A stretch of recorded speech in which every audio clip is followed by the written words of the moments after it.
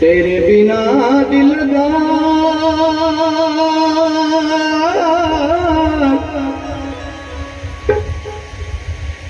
हाय मेरा दिल नहीं लगता, दिल नहीं लगता। तेरे बिना दिल नहीं लगता, हाय मेरा दिल नहीं लगता। तेरे बिना दिल नहीं लगता, हाय मेरा दिल नहीं लगता। तेरे बिना दिल नहीं लगता, हाय मेरा दिल नहीं लगता। तेरे बिना दिल नहीं लगता, तेरे बिना दिल नहीं लगता। ओ सपने में आने वाले, निंदिया उड़ाने वाले, मुझको तड़पाने वाले, रातों जगाने वाले। सपने में आने वाले, निंदिया उड़ाने वाले, सावरिया सरकार। है मेरा दिल नहीं लगता, हाय मेरा दिल नहीं लगता। तेरे बिना दिल नहीं लगता, हाय मेरा दिल नहीं लगता। हरे रामा हरे रामा, हरे रामा हरे हरे। सब बोलो ताली बजा के। हरे रामा हरे रामा, हरे रामा हरे हरे। हरे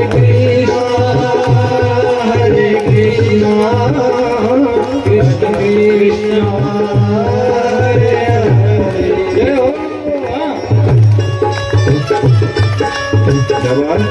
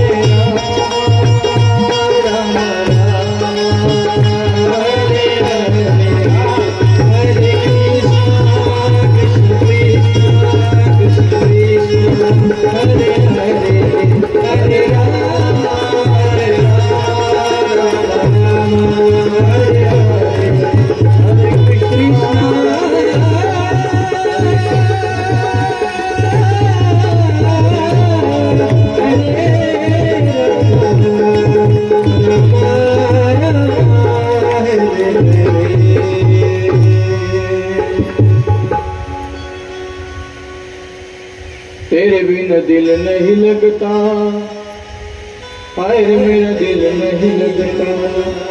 ओ दर्शन को आँखिया प्यासी, दर्शन की झलक जरासी, दर्शन का हूँ अभिलाषी, सुन लो घट घट वासी।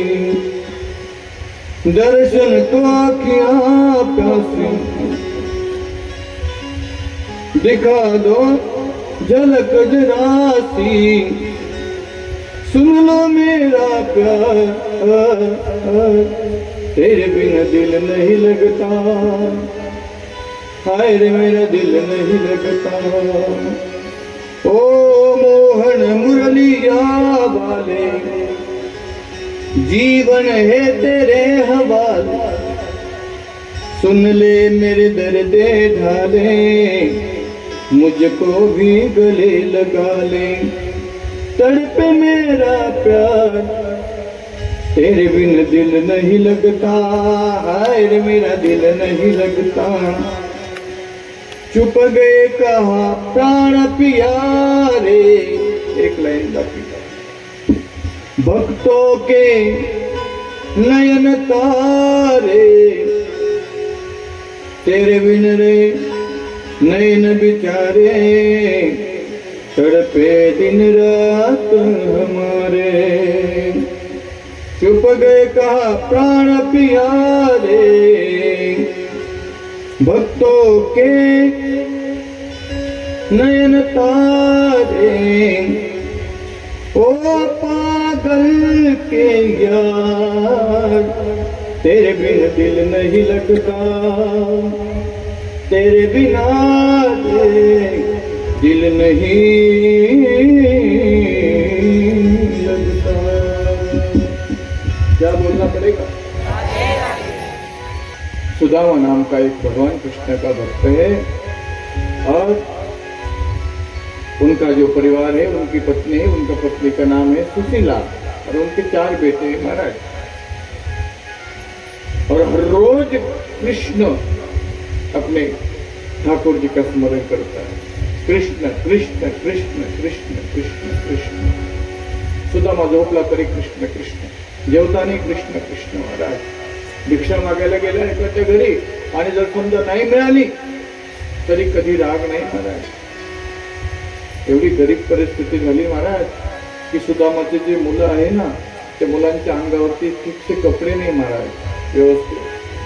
संध्याकाळी झोपताना सुशीलाने असे थोडे थोडे खड्डे करावे बघा आणि त्याच्यामध्ये मुलांना झोपावं, वरून राग टाकावे बघा, थंडी वाजले म्हणून काय परिस्थिती असेल तेव्हा।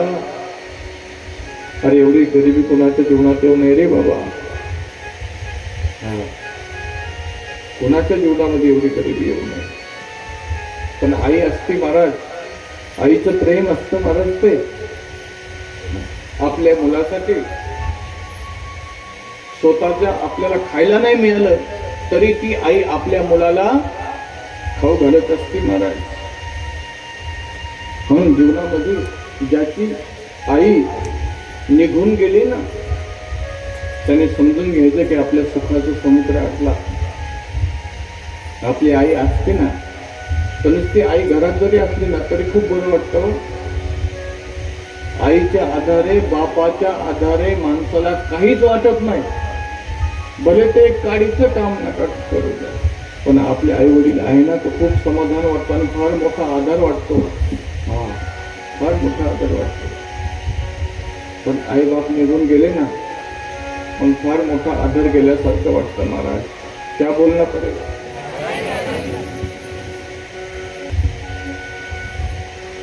म्हणून तुम्हाला सर्वांना नम्र निवेदन आहे माझं, नंतर तर तुम्ही त्यांच्यासाठी भरपूर सत्कर्म करा। जसं आमचे दत्तराज भाऊ दादाबाईसाठी एवढं मोठं श्रीमद भागवत कथेचं अनुष्ठान, एवढं मोठं ज्ञान यज्ञ सप्ताह त्यांनी आयोजित केला, तसं तुम्ही भरपूर अनंत तुम्हाला काय पाहिजे तेवढं त्यांच्यासाठी सत्कर्म करा। पण खरं सत्कर्म जर काय असेल तर जोपर्यंत आपले आई वडील आपल्या जवळ आहे तोपर्यंत त्यांची काळजी घेणे, त्यांना सांभाळणं, त्यांना देव घालणं। म्हणून एक छानशी कविता आहे,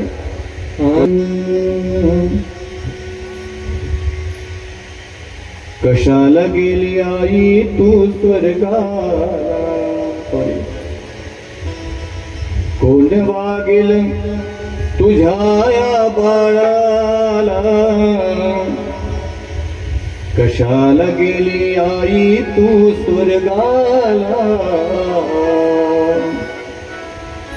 कोण वागेल तुझ्या या बाळाला। 9 महिने 9 दिवसाची वारी कशी तू केली, संकट तुझला आले असतील पदराला बांधून नेली।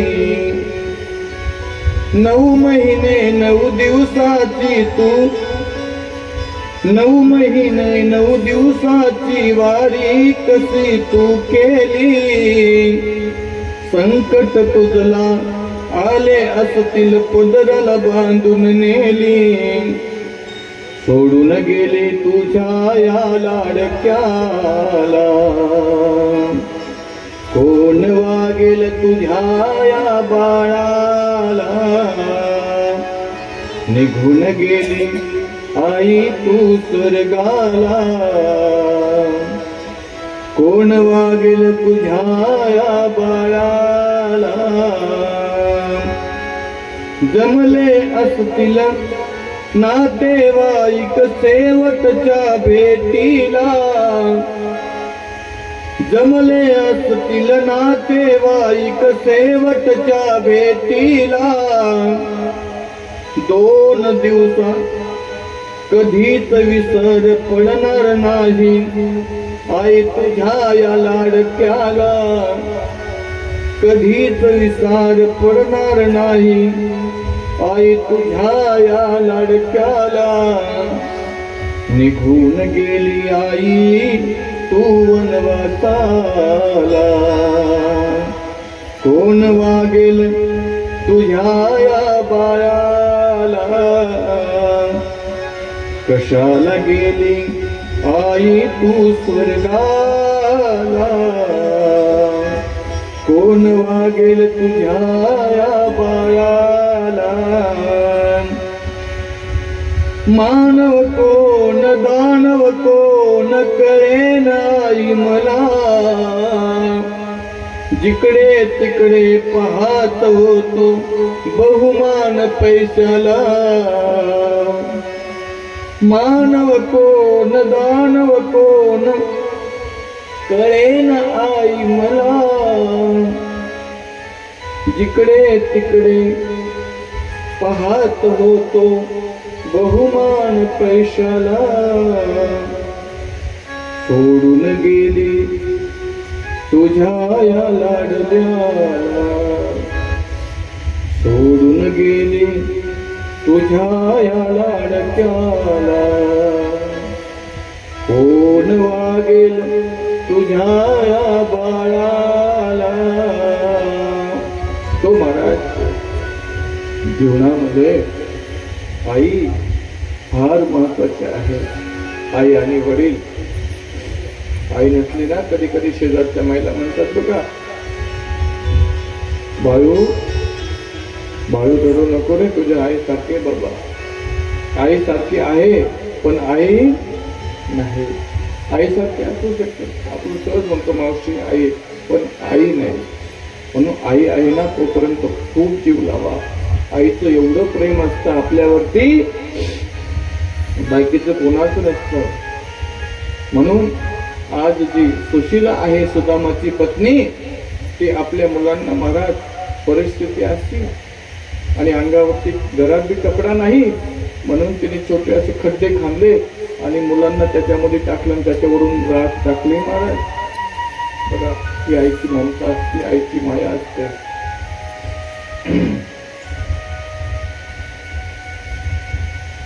मी जेव्हा जेव्हा इथं यायचो ना तेव्हा तेव्हा कुठून तरी थोडस थकून आलेलं असायचं कुठून तरी प्रोग्राम करून आलेलं असायचं कीर्तन करून आलेलं असायचं वाटायचं मला जाता जाता इथं थांबावा 2 मिनिटं 10-5 मिनिटं तेव्हा मी इथं आलो की बाई मला नेहमी म्हणायची महाराज 2 घास जेवण करा काही माणसं असे असतात महाराज जीवनामध्ये की त्यांचं जे हृदय असतं ज्यांचं जे मन असतं ते फार मोठं असतं ते मन समजून घेण्यासाठी त्याला समोरच्या माणसाकडे मन पाहिजे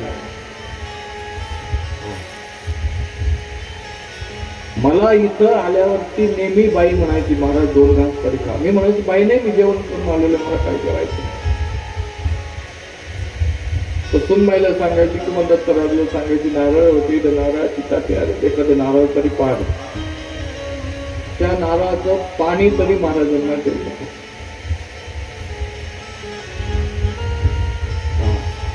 एवढ्याच नको बाई मला पाणी पण तसाच नाही दत्तराज पाड नारळ दत्तराजला ते नारळ पाडत आणि ते नारळ फोडून त्या नारळातलं पाणी बाई म्हणायची महाराज त्या महाराज ह्या गोष्टी त्या बोलून नाही कळत ह्या क्या बोलना पडेगा मी म्हणलं बाई मला पाणी नको. थांबा महाराज, सुनबाईला सांगायचे अहो चहा तरी मला बाई पाजायची. चहा नाही तर पाणी, काहीतरी आग्रह करून येणं, थोडस खाऊ घालायचं. महाराज हे जी प्रेम आहे, ह्याची आठवणी आज मी कथा सांगतो या पिठावरून. माझ्या डोळ्यात हे जे आशू आले ना, हे त्यांचं प्रेम. काही माणसं असं असतात जीवनामध्ये, ते गेल्यावर त्यांचं प्रेम करतात. भाऊच्या बाबतीत बी, दादांच्या बाबतीत सुद्धा मला बोलायचं की जेव्हा जेव्हा यायचो की तेव्हा तेव्हा मी एकदा दादाला पुस्तक मागितलं. दादा म्हणजे जेवण उदारपण, फार मोठं उदारपण. आणि ह्या गोष्टी जीवनामध्ये महाराज अशी खूप क्वचित लोक पाहायला भेटतात. आजही मला ते बाईंचा चेहरा समोर दिसतो, दादांचा चेहरा समोर दिसतो. आलेले मला 2 घास खाऊ घातलेले ते आज ते दृश्य मला दिसतात. आज जरी आज बाई दादा आपल्यामध्ये नाहीये, पण त्यांच्या विचाराने ते आज आपल्यामध्ये आहे. त्यांचे विचार आपल्यामध्ये. एक जाधव जो परिवार आहे, मला आगळा वेगळा परिवार आहे. आम्हाला इथे संजीव महाराजांच्या घरी राहण्यासाठी रूम दिली.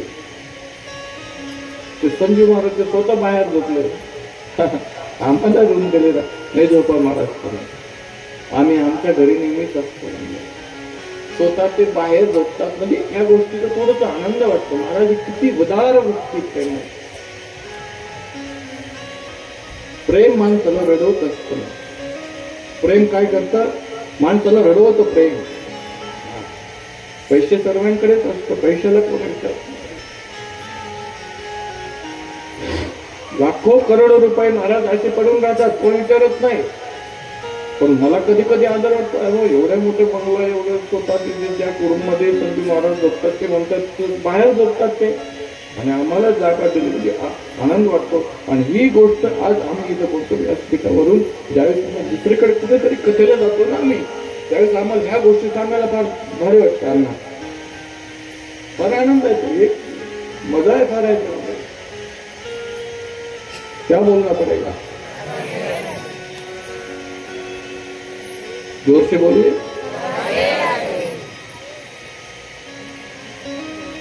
एक दिवस सुशीला म्हणले,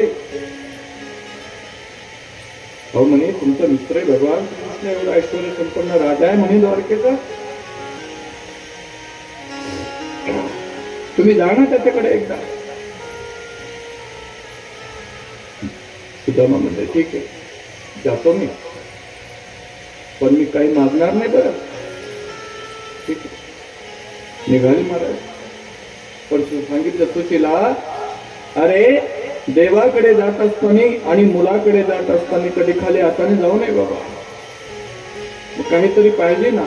म्हणून 4 घरी भिक्षा मागण्यासाठी गेले सुशीला, आणि थोडेसे पोहे भेटले. पोहे महाराज थोडेसे 4 घरी भिक्षा मागून, आणि ते पोहे घेतले आणि बांधायला काही नाही, फाटकं उकरून त्याच्यामध्ये पोहे बांधले आणि सुदामाच्या हातात दिले आणि निघाले सुदामा महाराज. कुठे? कृष्णाला भेटण्यासाठी. कुठे चालले सुदामा? कृष्णाला भेटण्यासाठी. भगवान परमात्म्याकडे जात असताना महाराज निघाले, पण सुशीलाची महाराज आशीर्वाद थांबे ना. का? पतीवरती प्रेम आहे, एवढं प्रेम की विचार करते माझा पती आहे, पोटात एक अन्नाचा कण सुद्धा नाहीये. वाईट वाटलं, पण परिस्थिती एवढी. हे देवा, हे ईश्वरा, असं दुःख कोणाच्या जीवनात येऊ नये बाबा, एवढी गरिबी. पुढे थोडे अंतर चालून गेल्याच्या नंतर सुदामा पाठीमागे वळून पाहतात. सुशीलाही सुदामाकडे पाहते. पुन्हा थोडे पुढे जातात. सुदामाही पाठीमागे पाहतात, सुशीलाही पाहते. आणि असं करत करत करत महाराज एक डोंगर होता. महाराज डोंगराच्या पलीकडे सुदामा गेला आणि चालू लागले. महाराज पायामध्ये चप्पल नाही. पटी धोती तुटी रे पगड़िया, क्या बोलना पड़ेगा, जोर से बोले.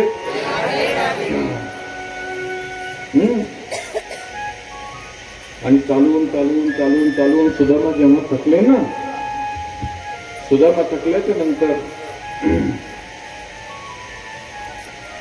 एका झाडाखाली बसले. झाडाखाली बसल्याच्या नंतर सुदामाला पाय उचलला ना, है की नाही? पण सुदामा भजन करत चाले, कसं गावा काय गावा. तर एक सुंदर असं भजन म्हणता सुदामा, आपणही थोडस भजन म्हणू. दूर नगरी बड़ी दूर नगरी, हा दूर नगरी बड़ी दूर नगरी, दूर नगरी बड़ी दूर नगरी, दूर नगरी बड़ी दूर नगरी, दूर नगरी बड़ी दूर नगरी, हा दूर नगरी बड़ी दूर नगरी, दूर नगरी बड़ी दूर नगरी, दूर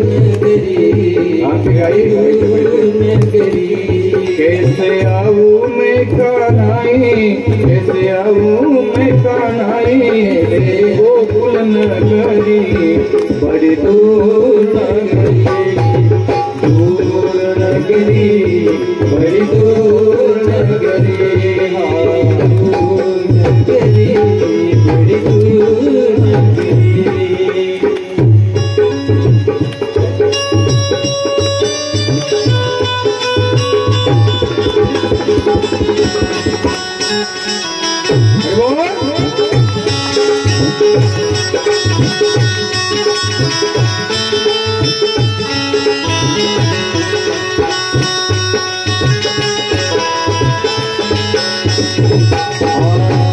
सखी संग आऊं कान्हा शर्म मुहे लागे, आऊं कान्हा शर्म मुहे लागे, सखी संग आऊं कान्हा शर्म मुहे लागे, आऊं कान्हा शर्म मुहे लागे, अकेली आऊं तो भूल जाऊं नगरी बड़ी दूर नगरी, हाँ दूर नगरी, बड़ी दूर नगरी, हाँ दूर नगरी बड़ी दूर नगरी. धीरे से चलूं तो कान्हा कमर मोरी लचके, अकेली चलूं तो जल काए गगरी बड़ी दूर नगरी. मीरा गए प्रभु गिरिधर नागर, तुम्हारे दर्श बिना मैं तो हो गई बावरी. चालू लागले सुदामा, चालून चालून चालून थकले. भगवान कृष्ण परमात्मा मनामध्ये विचार करतात, आता माझ्या सुदामाला चालणं होत नाही, म्हणून सुंदर असा एक बासरीवाल्याचा एक सुंदर असं रूप धारण केलं परमात्म्याने आणि सुदामा जवळ आले. अरे ओ सुदामा, कहाँ जाना है? मुझे जाना है द्वारिका. कौन है द्वारिका? मेरा मित्र है द्वारकाधीश, उसको मिलने के लिए जा रहा. अच्छा तो चलो मेरे साथ, मेरे बैलगाड़ी में बैठो. ना ना बाबा, मेरे पास तो पैसा नहीं है. ठाकुर जी ने कहा कोई बात नहीं, चलो. तो जाने लगे महाराज. और जाते जाते सुदामा ने कहा, देखो भाई, तुम्हें भगवान का कुछ भजन गाना बिना आता है कि नहीं? तो कहा नहीं, मुझे तो मेरी पत्नी का गाना आता है. अच्छा, तो सुदामा अपने गाने लगे मस्ती में. क्या? श्री कृष्ण गोविंद हरे मुरारी, हे नाथ नारायण वासुदेव. श्री कृष्ण गोविंद हरे मुरारी, हे नाथ नारायण वासुदेव. श्रीकृष्ण सुदामा असं म्हटले की भगवान भगवान कृष्ण परमात्मा म्हणायचे, लक्ष्मी जैसी हो मेरी प्यार की दुल्हनिया, दुल्हनिया बिना रह जाए ना। तो सुदामा ने कहा, अरे कैसा गीत गा रहा है, अपने पत्नी का गीत गा रहा है। तो उसने कहा, ठाकुर जी ने कहा, देखो मैं ऐसा गीत गाता हूँ, मेरी पत्नी का मुझे अच्छा लगता है। तो भजन म्हणत म्हणत म्हणत महाराज द्वारकेजवळ सोडलं, महाराज जवळ आणि भगवान कृष्ण परमात्मा अदृश्य झाले। सुदामा निघाले तिथून द्वारकेच्या विषयाजवळ आले आणि द्वारकेचे जे लोक येणारे जाणारे होते त्यांना विचारलं, अरे हो सुदामाचं आपलं भगवान श्रीकृष्णाचं महाल कुठे आहे? तेव्हा लोकांनी सांगितलं, हे जे समोर दिसतोय ना, चमकतोय ना सोन्याचा महाल, हा कृष्णाचा महाल आहे।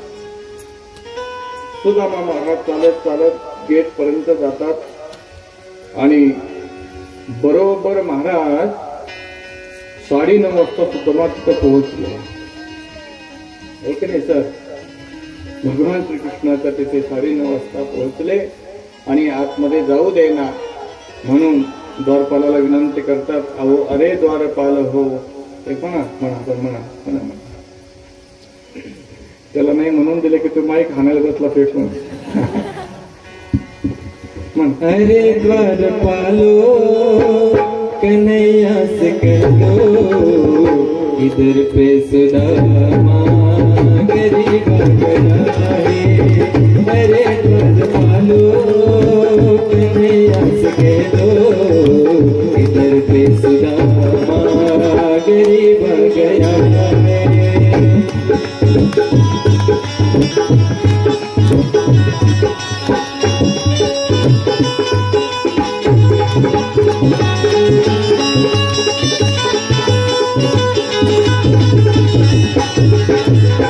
भटकते भटकते जाने कहाँ से, भटकते भटकते जाने कहाँ से, तुम्हारे नयन गरीब गया है।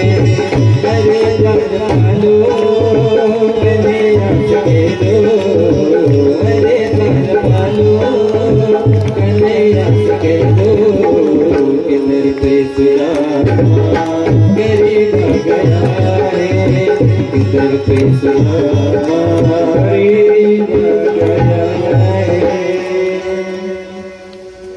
निरोप दिला, आतमध्ये जाऊ देना सुदामाला। सुदामाचे कपडे वगैरे पाहून मस्करी करायला लागले। बऱ्याच वेळ भगवान परमात्मा येत नाही म्हणून एक जण गेला आतमध्ये, सांगितलं द्वारपालाने, एक सुदाम नावाचा ब्राह्मण आलाय तुम्हाला भेटण्यासाठी। सुदामा एवढा शब्द जेव्हा ऐकला तेव्हा भगवान कृष्ण परमात्मा उठले आणि पळत निघले, अरे हो सुदामा, अरे हो सुदामा, अरे हो सुदामा, सुदामा सुदामा।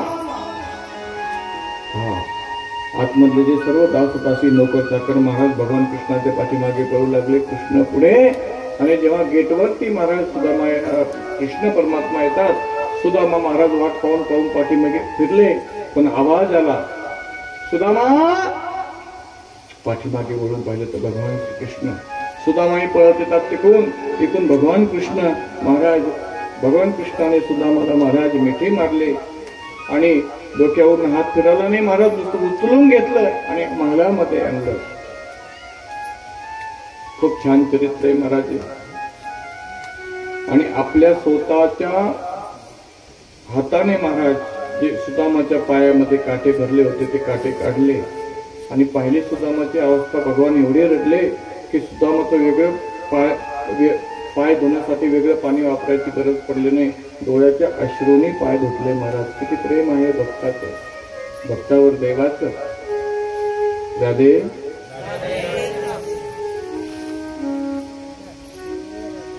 आंघोळ घातली स्वतःच्या हाताने, सुंदर सुंदर वस्त्र सुदामाला दिले, छान त्याची आसनावर बसवलं आणि दर्शनासाठी महाराज 16,108 स्त्रिया भगवान परमात्म्याच्या बोलावल्या। आशीर्वाद देता देता थकून गेले सुदामा। आशीर्वाद द्यायचे, अष्टपुत्र सौभाग्यवती भव। एक एक शब्द कमी व्हायला लागला असेल की सर्वात फक्त भुव इथपर्यंत आलं, थकून गेले आणि हळूच कृष्णाला बोलवलं, अरे इकडे ये बाबा, हे किती हे एवढे कधी लग्न केले तू? अरे लेका, तेवढे सर्वांना आशीर्वाद देता देता मी मरून जाईन, मी तुला आशीर्वाद देतो म्हणजे सर्वांना आशीर्वाद प्राप्त होईल. भगवान कृष्णाला आशीर्वाद दिला आणि 2-3 दिवस मस्त परमात्मा सुदामा तिथे राहिले आणि म्हणले आता जातो मी, आता जातो. म्हणल्याच्या नंतर ते म्हणले, हे तुझ्या अंगावर तुझे अलंकार वगैरे सर्व काढून टाक. सुदामाने काही विचार न करता, पण नेलेली जी महाराज पोह्याची पुरचुंडी होती ती सुदामाने लपून ठेवली होती. भगवान कृष्ण म्हणले, सुदामा त्याच्यामध्ये काय आहे रे? सुदामाने लपून ठेवली, परमात्म्याने हिसकावून घेतली आणि पाहिलं तर त्याच्यामध्ये ते पोहे महाराज. परमात्म्याने पोहे खायला सुरुवात केली, फक्त एक घास राहिला महाराज. तर ते देवी लक्ष्मी माता, रुक्मिणी माता सर्वांनी हिसकावून घेतले आणि प्रसाद म्हणून खाल्ले. लक्ष्मी माताने विचार केला, जर हे बी पोहे खाल्ले तर याच्याबरोबर देव आपल्याला सुद्धा दाशी रूपाने तिथं पाठवेल. आणि त्या पोह्याच्या बदल्यामध्ये महाराज सुदामा ब्राह्मण दारिद्र्य पिढीला मुष्टीभर पोहे घेऊन त्याचे भेटीला गेला. शुद्ध भाव देखोनिया गाव सुवर्णाचा दिला गारे, विठोबाचा धर्म रे जागो. सोन्याची नगरी दिली पहा, मूठभर पोहे, फक्त मूठभर पोहे दिले. म्हणून मी तुम्हाला सांगतो की सोन्याची नगरी तुम्हाला पाहिजे असेल तर किंवा तुम्ही देवाला द्याच जा रोज. तुमच्या अन्नाची गरज नाही देवाला, फक्त तुमचा भाव पाहिजे महाराज. म्हणून आणि सुदामा शेवटी निघतात तिथून, निरोप घेतात परमात्म्याचा. मोठी कथा आहे ही, अजून 1-2 कथा छोट्या छोट्या आहे. आपल्या घरी येतात, घरी आल्याच्या नंतर पाहतात तर ती सोन्याची नगरी सुशीला जी आहे तिला ताट केलं ओवाळण्यासाठी. तर ते सुंदर अलंकार घातलेले, मुलांच्या अंगावर छान छान सुंदर कपडे असे सुद्धा मला ओळखायला येणार. सुद्धा मला असं वाटलं की आपण कोणाच्या तरी एका शेटजीच्या महालात आलोय, महालासमोर आपण रस्ता चुकलोय. म्हणून पाठीमागे जाऊ लागले तर सुशीलाने आवाज दिला, अरे हो, चालले कुठे? पाठीमागे, आम्ही तुमची धर्मपत्नी आहे सुशीला. सुशीला तू हे होय? मग पाठीमागे येतात आणि म्हणतात, सुशीला हे सारं वैभव कसं? तेव्हा सुशीला सांगते, तुम्ही तिकडे गेले आणि ही सर्व देवाची कृपा. पण सुदामा म्हणतात, नाही बाबा, मी या महालामध्ये राहणार नाही, मी माझ्या झोपडीमध्ये भजन करण्यासाठी जातो, माझी झोपडी माझ्यासाठी चांगली आहे. निघाले सुदामा. पाठीमागून आवाज दिला महाराज परमात्म्याने, सुदामा हे मी दिलेला ऐश्वर आहे, त्या ऐश्वर्यापासून तुला त्रास होणार नाही. तर सुदामा नाही राहिले महाराज. सोन्याची नगरी असून स्वतःच्या महालात नाही राहिले सुदामा महाराज. आपल्या झोपडीमध्ये भजन करतात. बघा, ही भगवत भक्ताची अशी परिस्थिती असते. आपण बंगला बांधायचा हिशोब करतो आपण, आणि जे साधू संत महात्मे असतात ते बंगल्यातून बाहेर येण्याचा विचार करतात. एवढा त्यांच्यामध्ये आणि आपल्यामध्ये फरक आहे. राधे, एक बार देवशी बोले राधे राधे. आणि महाराज सुदामा सुंदर असं आपलं भजन नेहमी म्हणत राहतात. देवाची कृपा, ह्या कथेचा सिद्धांत असा आहे, देवाला तुमचं काही पाहिजे नाही, देवाला फक्त तुमचा भाव पाहिजे. म्हणून मी सांगत असतो, रोज सकाळी आंघोळ केल्यानंतर महादेवाला आहे ना, तुम्ही थोडेसे अक्षत व्हा, रोज नित्यनेम ठेवा, रोज अक्षत व्हा. आणि शमीचं जे पत्र आहे, शमीपत्र महादेवाला व्हा. तुमच्या जीवनात कधीही धनधान्याची कमी राहणार नाही, कधी लक्ष्मीची कमी राहणार नाही महाराज. या गोष्टी तुम्ही नित्य नेमाने देवाला वाहत चला. राधे.